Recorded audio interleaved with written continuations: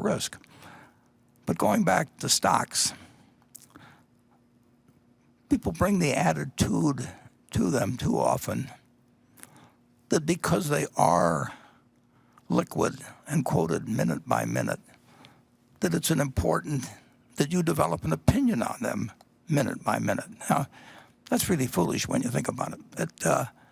And that's something Graham taught me in 1949. I mean, that single thought.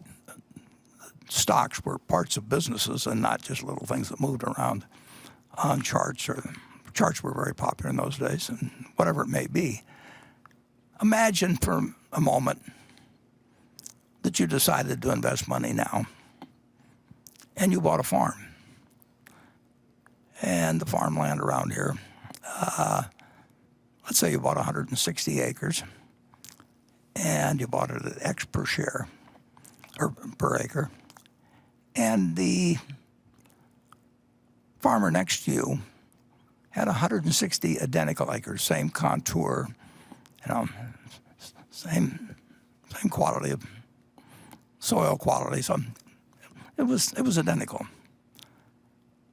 And that farmer next door to you was a very peculiar character, because every day that farmer with the identical farm said, "I'll sell you my farm, or I'll buy your farm at a certain price," which he would name. Now, that's a very obliging neighbor. I mean, that's got to be a plus to have a fellow like that with the next farm. You don't get that with farms. You get it with stocks.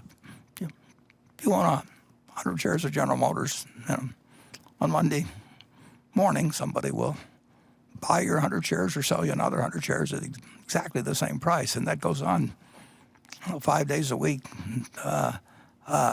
But just imagine if you had a farmer doing that. When you bought the farm, you looked to what the farm would produce. That was what went through your mind. You were saying to yourself, "I'm paying X dollars per acre. I think I'll get so many bushels of corn or soybeans on average. Some years good, some years bad. Some years the price will be good, some years the price will be bad, etc." But you think about the potential of the farm. And now you get this idiot that buys a farm next to you, and on top of that, he's sort of a manic depressive and drinks, maybe smokes a little pot. So his numbers just go all over the place. Now, the only thing you have to do is to remember that this guy next door is there to serve you and not to instruct you. You bought the farm because you thought the farm was had the potential. You don't really need a quote on it. If you bought in with John D. Rockefeller or Andrew Carnegie, and there were never any quotes. Well, there were quotes later on, but basically, you bought into the business, and that's what you're doing when you buy stocks. But you get this added advantage that you do have this neighbor who you're not obliged to listen to at all, who is going to give you a price every day, and he's going to have his ups and downs, and maybe he'll name a silly price that he'll buy at, in which case you sell if you want to, or maybe he'll name a very low price and you'll buy his farm from him. But you don't have to, and you don't want to put yourself in a position to where you have to.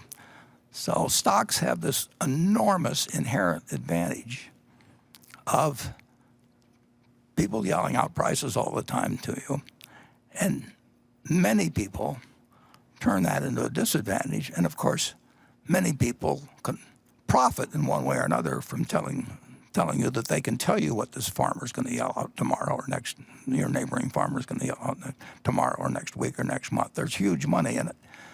So people tell you that it's important and they know, and that you should pay a lot of attention to their thoughts about what price changes should be, or you tell yourself that there should be this great difference. But the truth is, if you owned the businesses you liked prior to the virus arriving, it changes prices and it changes, but nobody's forcing you to sell.